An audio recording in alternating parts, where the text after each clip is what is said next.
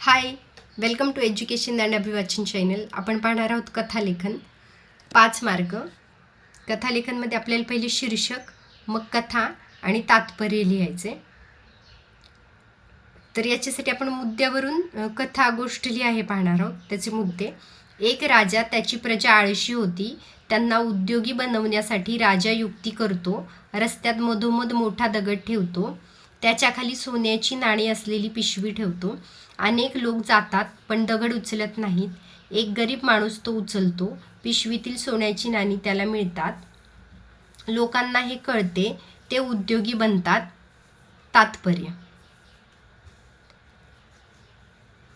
याचं नाव लिहायचं, उद्योगाच्या घरी लक्ष्मी वास करी.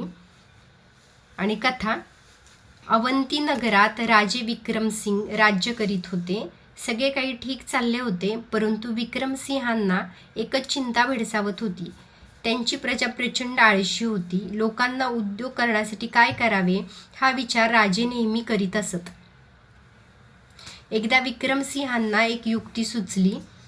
त्यांनी राज्यातील प्रमुख रस्त्यांवर रात्री गुपचूप एक मोठा दगड ठेवला आणि त्या दगडाखाली सोन्याची नाणी असलेली पिशवी ठेवली. जनतेच्या तो वर्दळीचा रस्ता होता. राजांना वाटले, आपल्या प्रजेपैकी कुणीतरी किंवा एकमेकांच्या सहकार्याने रस्त्यातला दगड बाजूला करतील. सकाळ झाली. रस्त्यावर लोकांची ये-जा सुरू झाली, परंतु तो दगड हटवण्यास कुणीही पुढे आले नाही. जो तो त्या दगडाकडे पाही व दुर्लक्ष करून निघून जाई. संध्याकाळ झाली. एका गरीब माणसाने तो दगड पाहिला. त्याला वाटले, लोकांना तो लागेल, दुखापत होईल, म्हणून त्याने प्रयासाने तो दगड बाजूला केला. त्यांच्या खाली सोन्याची नाण्यांची पिशवी सापडली. लोक पाहत होते. ती त्याने राजांना परत केली. दरबार भरला. राजांनी त्या गरीब माणसाची प्रशंसा केली व ती थैली त्याला दिली. उद्योगाचे महत्त्व काय असते हे लोकांच्या लक्षात आले. त्यानंतर सर्व लोक एकजुटीने काम करू लागले. याचं तात्पर्य काय लिहायचे? आळस झटकून उद्योगी व्हावे, मेहनतीचे फळ मिळतेच.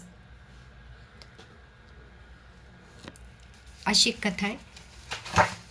किंवा आपण दुसरी कथा पाहू शकतोय, प्रामाणिकपणा. एक मुलगा, गरीब मुलगा, अनाथ मुलगा, घरची परिस्थिती चांगली नाही आहे, त्याच्यामुळे तो पेपर वाटण्याचं काम करतोय. पेपर वाटताना सकाळी पेपर वाटतो, मग तो दुपारी शाळेत जातो. एक दिवशी त्याला रस्त्यात पाकीट सापडतं. पाकीट सापडलेलं तो शाळेत गेल्यावर शिक्षकांना देतो. शिक्षक पाकीट आणि त्या मुलाला घेऊन पोलीस स्टेशनमध्ये जातात. तिथं ते जमा करतात. उघडून पाहिले तर त्यात पुष्कळ पैसे असतात. ते पैसे पाहताना त्यात आधार कार्ड निघतं आणि आधार कार्डवरून ते त्या व्यक्तीचा शोध घेतात. त्यांना ते पाकीट परत देतात. पाकिटाच्या मालकाला खूप आनंद होतो की माझे पैसे मला परत मिळाले. आणि ही सगळी कथा ऐकतात की एका गरीब मुलानं मला हे पाकीट परत दिलंय, त्याच्यामुळं मला माझं पाकीट परत मिळालं. तर ते त्या मुलाला कौतुक करतात, मुलाचं अभिनंदन करतात आणि त्याच्या पुढच्या शिक्षणाचा खर्च घेतात अशा पद्धतीनं.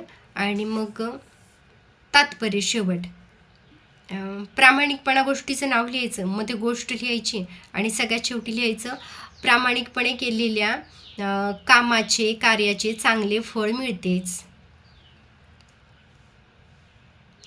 मध्ये कथा 3 पॅरेग्राफमध्ये लिहायची, एक्सप्लेन करायची. उद्याच्या पेपरसाठी best of luck. Thank you for watching video.